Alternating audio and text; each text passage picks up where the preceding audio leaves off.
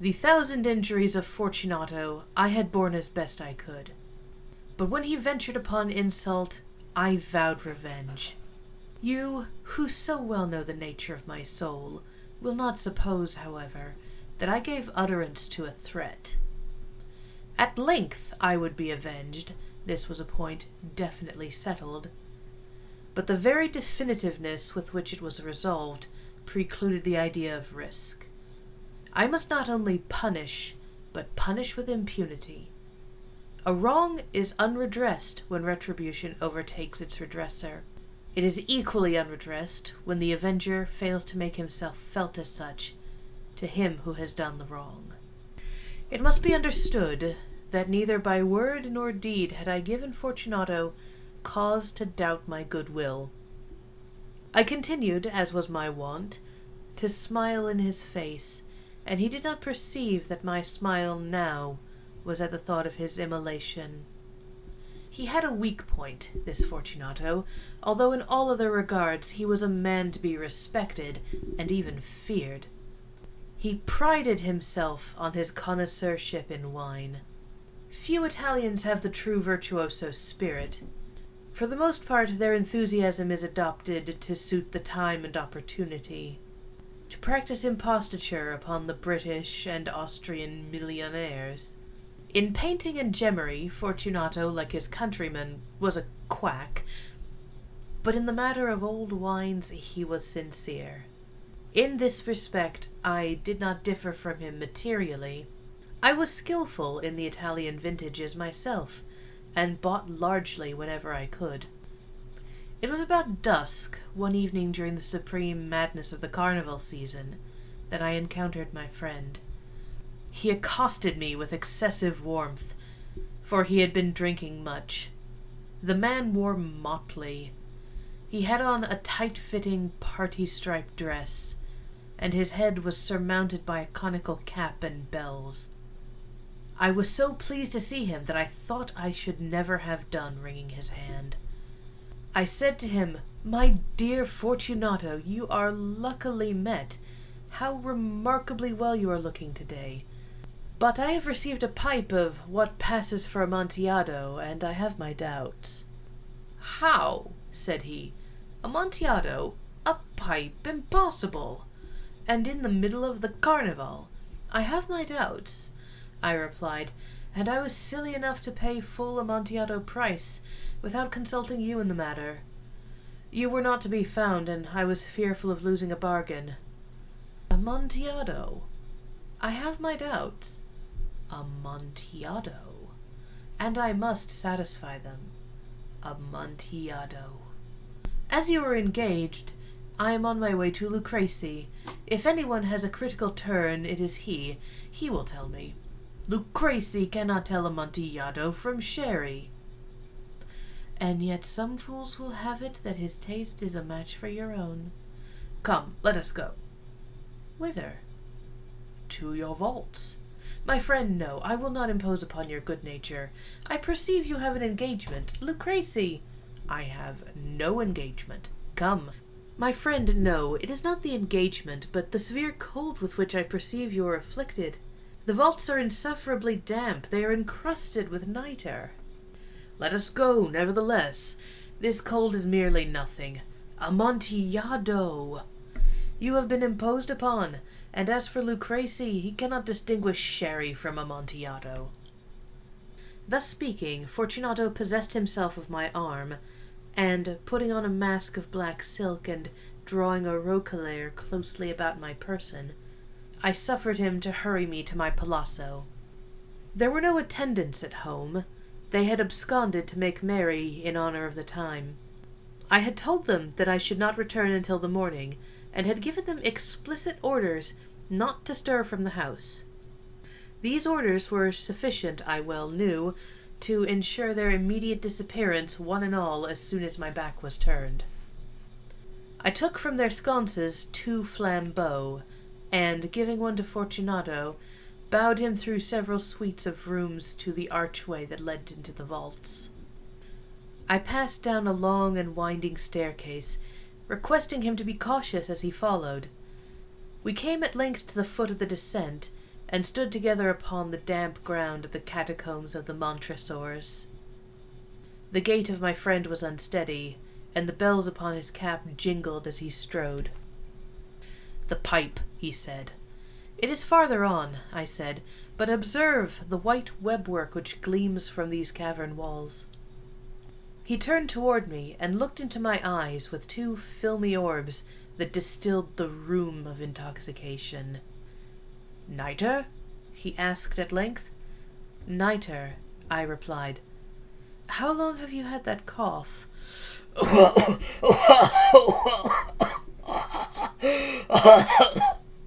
My poor friend found it impossible to reply for many minutes.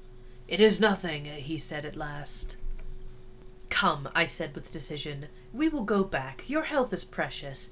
You are rich, respected, admired, beloved. You are happy as once I was. You are a man to be missed. For me it is no matter. We will go back. You will be ill, and I cannot be responsible. Besides, there is Lucrece." "Enough," he said. "The cough's a mere nothing. It will not kill me. I shall not die of a cough." "True, true," I replied, "and indeed I had no intention of alarming you unnecessarily. But you should use all proper caution. A draught of this Medoc will defend us from the damps." Here I knocked off the neck of a bottle which I drew from a long row of its fellows that lay upon the mould. "Drink," I said, presenting him the wine. He raised it to his lips with a leer. He paused and nodded to me familiarly, while his bells jingled. "I drink," he said, "to the buried that repose around us." "And I to your long life." He again took my arm, and we proceeded. "These vaults," he said, "are extensive." "The Montresors," I replied, "were a great and numerous family." "I forget your arms." "A huge human foot, d'or, in a field azure. The foot crushes a serpent rampant, whose fangs are embedded in the heel." "And the motto?" "Nemo me impune lacessit." "Good," he said. The wine sparkled in his eyes, and the bells jingled. My own fancy grew warm with the Medoc. We passed through the long walls of piled skeletons, with casks and puncheons intermingling, into the innermost recesses of the catacombs. I paused again, and this time made bold to seize Fortunato by an arm above the elbow. "The nitre," I said. "See, it increases. It hangs like moss upon the vaults. We are below the river's bed. The drops of moisture trickle among the bones. Come, we will go back before it is too late. Your cough." "It is nothing," he said. "Let us go on. But first another draught of the Medoc." I broke and reached him a flagon of de Grave. He emptied it at a breath. His eyes flashed with a fierce light. He laughed and threw the bottle upward with a gesticulation I did not understand.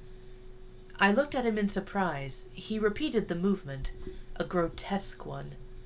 "You do not comprehend," he said. "Not I," I replied. "Then you are not of the Brotherhood?" "How?" "You are not of the Masons?" "Yes, yes," I said. "Yes, yes." "You impossible. A Mason." "A Mason," I replied. "A sign," he said. "A sign." "It is this," I answered, producing a trowel from beneath the folds of my roquelaire.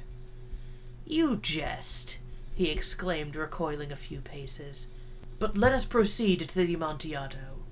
"Be it so," I said, replacing the tool beneath my cloak, and again offering him my arm. He leaned upon it heavily. We passed through a range of low arches, descended, passed on, and descending again, arrived at a deep crypt, in which the foulness of the air caused our flambeaux rather to glow than flame. At the most remote end of the crypt there appeared another, less spacious. Its walls had been lined with human remains, piled to the vault overhead in the fashion of the great catacombs of Paris. 3 sides of this interior crypt were still ornamented in this manner. From the fourth side, the bones had been thrown down and lay promiscuously upon the earth, forming at one point a mound of some size.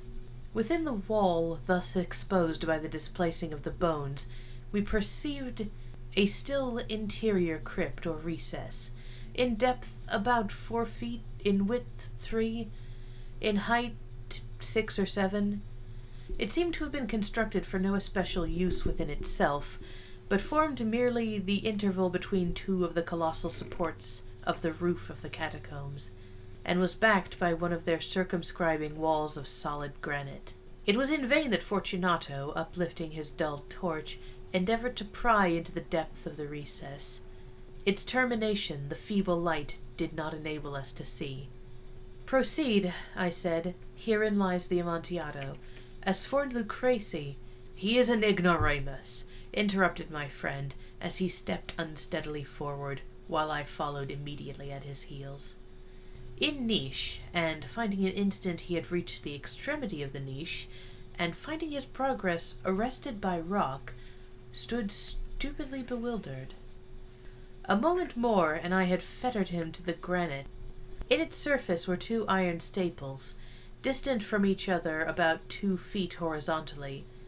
From one of these depended a short chain, from the other a padlock. Throwing the links about his waist, it was but the work of a few seconds to secure it. He was much too astounded to resist. Withdrawing the key, I stepped back from the recess. "Pass your hand," I said, "over the wall. You cannot help feeling the nitre. Indeed, it is very damp. Once more, let me implore you to return." "No? Then I must positively leave you. But I must first render you all the little attentions in my power." "The Amontillado!"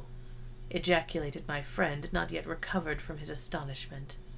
"True," I replied, "the Amontillado." At these words I busied myself among the pile of bones of which I have before spoken. Throwing them aside, I soon uncovered a quantity of building stone and mortar. With these materials, and with the aid of my trowel, I began vigorously to wall up the entrance of the niche. I had scarcely laid the first tier of the masonry when I discovered that the intoxication of Fortunato had in great measure worn off.